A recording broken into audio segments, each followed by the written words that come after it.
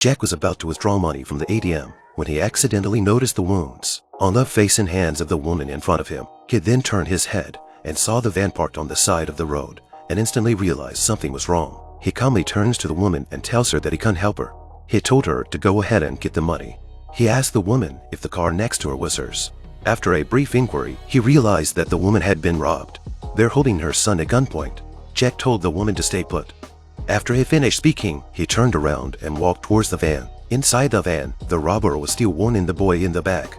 He seems to be very confident about this robbery, but the next second, Jack smashed the window of the car and grabbed the robber with a crazy output. Before the robber could react to what happened, the weapon in his hand was already taken away by Jack. Jack punched and kicked the robber. The robber was powerless to fight back.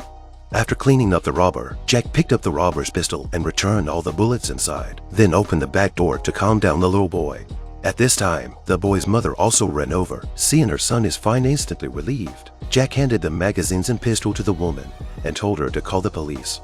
The woman asked the man's identity. Jack replied that he was just a passerby who didn't want to cause any trouble. Jack then went back to the ATM to withdraw more money.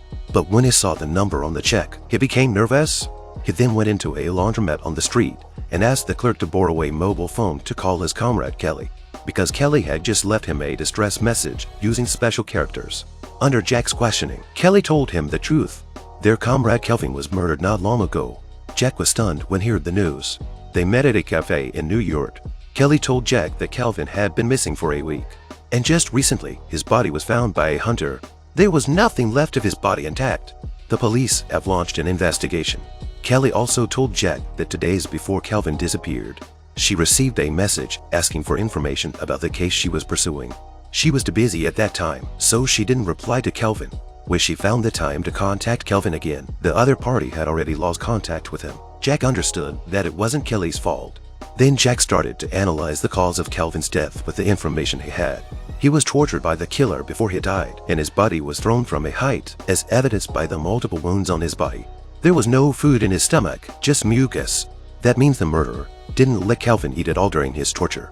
At the same time, Jack thought of another possibility, since Kelvin contacted Kelly before he disappeared. If he didn't receive Kelly's reply, he must have contacted other comrades. Kelly also went on to say, after Kelvin disappeared, she also called other comrades. But invariably, no one answered the phone. Hearing Kelly's words, Jack suddenly realized something.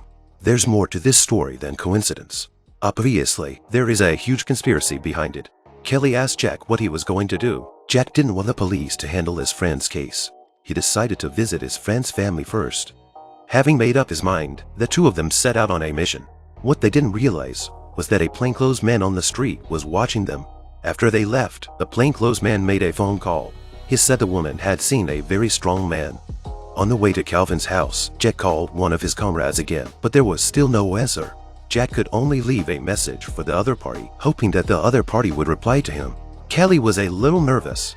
She knew these comrades. They are not the kind of people who would switch off their phones for a long time without contacting others. The only explanation is that something may have happened to them too. Jack agrees with Kelly, but now they have to find out what happened to Kelvin first. Jack and Kelly went to Kelvin's home and met his wife and son. The two wanted to find out something through Kelvin's wife, but the woman didn't know anything. Because Kelvin is a family man, he doesn't bring his work to his home, so the wife doesn't know anything about her husband's work. She only knew the address of her husband's studio and gave the key to Jack. Soon they arrived at Kelvin's studio, but the moment they opened the door, the two were stunned. The whole office was smashed up. Papers and furniture were scattered all over the place. There was no place to land. Obviously, the murderer wanted to find something here, but from the messy floor, they couldn't find the information they were looking for. Just then Kelly found a picture frame on the floor. She called Jack over. It was a picture of their comrades in the army. Jack was deep in thought when he saw the photo. That was the first time he bought his men a drink after he became a captain. Jack's uncharacteristic behavior made all the team members dare not make a sound. They could only destroy the liquid in the bottle by themselves. At this moment, a man suddenly came to them and cursed and told Jack, "This is an officer's club, not a place for active duty soldiers to drink." Kelly said they'd finish their drinks and leave, but the man wouldn't let up and even told Kelly to shut up. And that instantly pissed Jack off. He stood up slowly. He'd given him a chance because he'd promised his mother he'd give a full IQ a chance to get away. The men thought that there were 12 of them and that they could easily take care of Jack. Jack apologized and said, "You're 3 short of a winner." The man was then thrown out of the pub window by Jack. The soldiers under the man's command were also beaten up by Jack's team. No surprise, the whole club was instantly buzzing. In order to celebrate this happy moment, they left a group photograph, and that photo became the only photo they left behind during their service. Jack was still thinking about the past when Kelly woke him up, because Kelly seems to have made a new discovery. Will they be able to find the message left by his teammates before they died? And what kind of trouble will they get into? I'm Zero Sense Film. If you like this video, please give it a thumbs up, comment and subscribe to my channel. See you in the next video.